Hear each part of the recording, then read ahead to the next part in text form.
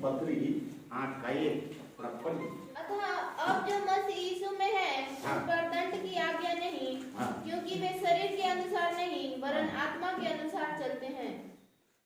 इधर हम देखते हैं परमेश्वर का वचन, एक बहुत खुशी का वचन है यहाँ। सो अब जो मसीह यीशु में उन पर दंड की आज्ञा नहीं। एक खुशी का बात है, हमको सुनने के लिए बहुत अच्छा लग रहा है ना। जो मसीह यीशु में उन पर क्या नहीं है, दंड की आज्ञा नहीं है ना। इधर हम देखते हैं परमेश्वर का वचन में लिखा हुआ है, लेकिन ये किसके लिए है? जो मसीह में है ना, जो मसीह यीशु में है उन पर दंड की आज्ञा नहीं। अब बाइबल में हम पढ़ते हैं परमेश्वर का वचन में, यदि कोई है ना, यदि कोई मसीह में है, अरे हम यहां देखते हैं स्वयं जो मसीह यीशु में है उन पर दंड की आज्ञा नहीं। और एक वचन हम पढ़ते हैं कि मतलब कुरिन्थियों में, यदि कोई मसीह में तो क्या है, वो नई सृष्टि है। Hallelujah hallelujah. वचन क्या कहते हैं? यदि कोई मसीह में तो क्या है, वो नई सृष्टि है। हमको समझना है वचन, ठीक है। तो अब जो मसीह में उन पर दंड की आज्ञा नहीं है, हम देख रहे हैं है ना। हो गया मसीह में आगे धर्म को मान लिया, उसके बाद हमारे ऊपर कोई दंड नहीं आएगा कि नहीं? हाँ है ना। यीशु मसीह को स्वीकार कर लिए, उसके बाद हमको कोई दंड की आज्ञा नहीं है, ऐसा सोच लगेगा हमको यार। लेकिन इधर हम देखते हैं क्या हुआ, यदि कोई मसीह में तो क्या है, वो नई सृष्टि है। मतलब नया बनने के बाद उसको दंड की आज्ञा नहीं है। समझना है इसको, बात को समझना है, ठीक है। यदि हमारा जीवन परिवर्तन हो गया, यदि आपका मेरे जीवन को, पुराना जिंदगी को उतार दिए मसीह में आने के बाद, अब जो मसीह में उन पर दंड की आज्ञा नहीं, समझ लेना उस बात को। यदि हम मसीह में, तो हमारा नई सृष्टि होना चाहिए। हालेलुया। देखो पुरानी बातें क्या हो गई, हाँ पुराने बातें बीतना चाहिए, तब दंड की आज्ञा नहीं है। देखो पुरानी बातें क्या हो गई, बीत गई, और सब कुछ नया हो गया। बोलो उद्धारकर्ता प्रभु यीशु मसीह की। क्या सब कुछ नया हो गया? सब कुछ नया होना चाहिए, हर चीज चेंज होना चाहिए, जीवन का हर चीज मतलब चेंज होना चाहिए यदि हम मसीह में है ना। यदि कोई मसीह में, तो वो नई सृष्टि है ना। देखो पुरानी बातें क्या अभी लेकर चल रहे हैं, हम लोग थोड़ा सोच कर लेके अपने अभी भी हम लेकर चल रहे हैं पुरानी बातों को, पुरानी चीजों को अभी भी है क्या हमारे जीवन में?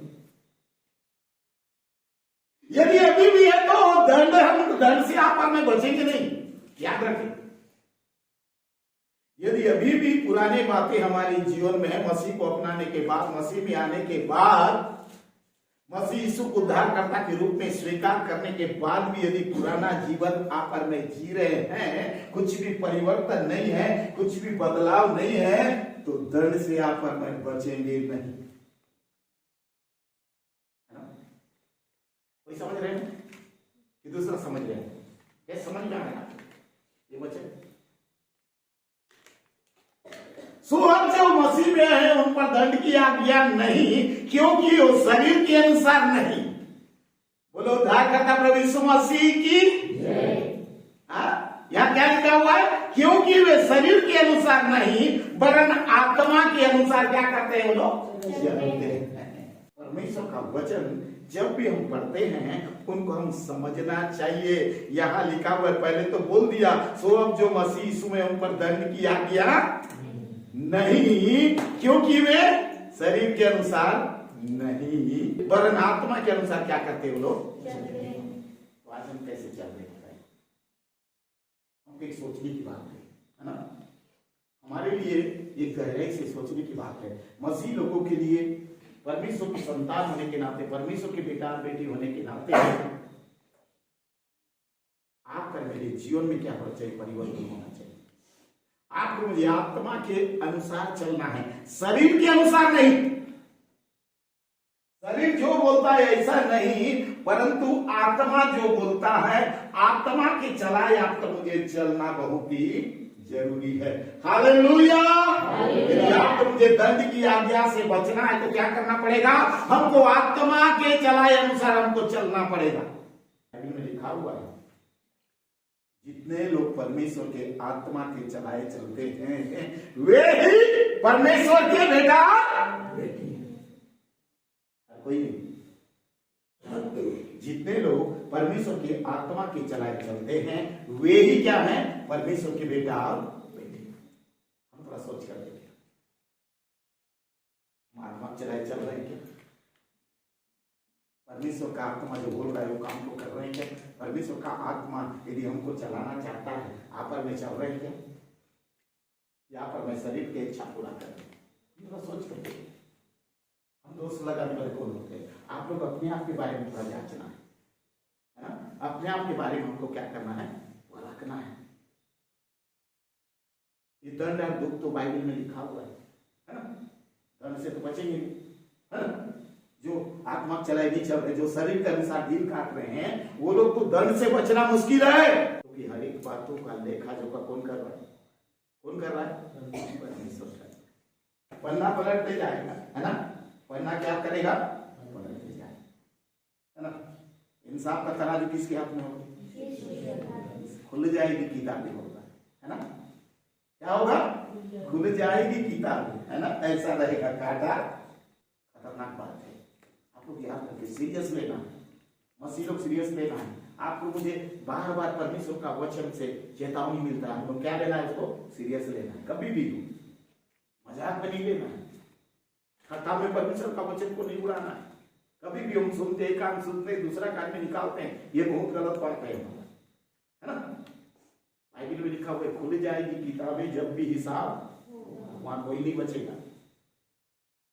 कोई बचने का वहां चांस नहीं है, ना पास्टर, ना मास्टर, ना डायरेक्टर, ना बिशप, ना विश्वासी, कोई भी वहां बचना मुश्किल है, क्योंकि वो किताब किसके पास है?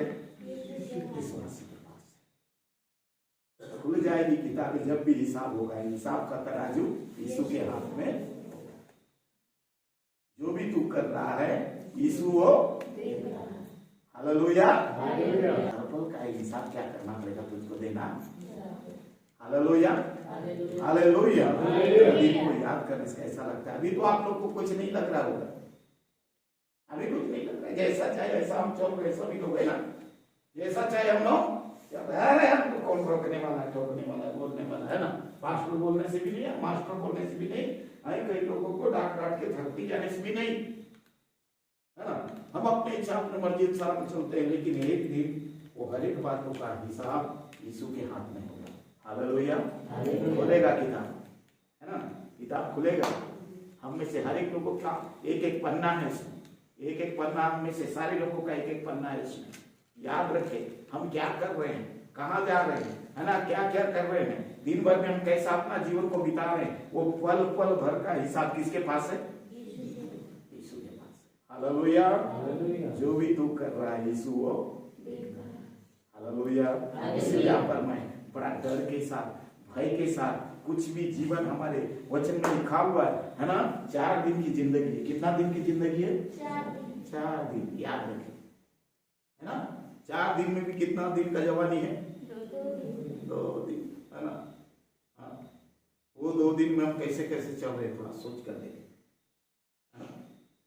हाँ, 2 दिन का जवानी कट जाएगी। 4 दिन की जिंदगी दुनिया से चले, है ना? कब कौन जाएगा, कब जाने होगा पता ही नहीं चलेगा उसका, है ना? एक सीरियस मैटर है। परमेश्वर का वचन जब पढ़ते हैं, मैं थोड़ी देर मनन कर रहा था कि वचन को,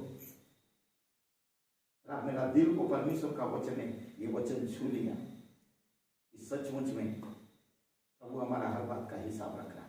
हालेलुया, हालेलुया। इसलिए प्रभु बोल रहा है, बार बार बोल रहा है, यदि कोई मसीह में तो क्या है? वो नई सृष्टि। हमको नई सृष्टि बनना है, हमको नई सृष्टि बनना है। पुरानी बातों को हमको क्या करना है? उतार देना है ना? बाइबल में लिखा हुआ है, एफिसी 4:22 में लिखा हुआ है, तुम अगले चाल चलन के पुराने मनुष्य को क्या करो? है ना? उतार डालना है हमको, उसको खत्म करना है। ये दुनिया का चीज हमको कभी भी स्वर्ग लेकर नहीं जाएगा। याद रखे, ये संसार का चीज हमको कभी भी स्वर्ग लेकर नहीं जाएगा। जाएगा क्या? केवल एक ही व्यक्ति है, वो कौन है? यीशु मसीह। हालेलुया। यीशु मसीह हमको क्या करेगा? स्वर्ग राज्य में लेकर जाएगा। इसीलिए आप में थोड़ा सोचिए, थोड़ा सोच कर देखिए, परख कर देखिए, मसीह की प्रेम से मुझे कब अलग कर रहा है ना? थोड़ा जांच कर देखिए, यार मुझे मसीह के प्रेम से ऐसा कौन सा चीज है मेरे जीवन को अलग कर रहा है। थोड़ा सोच कर देखिए, सीरियस रहना है कुछ भी बात हो, है ना? हम तो खेल मजाक के जैसा, दुनिया के लोग जैसा नहीं जीना है हमको, है ना? हम मसीह लोग हैं। प्रभु ने हमको ज्ञान दिया है, बुद्धि दिया है, परमेश्वर हमको बाइबिल दिया है पढ़ने के लिए, है ना?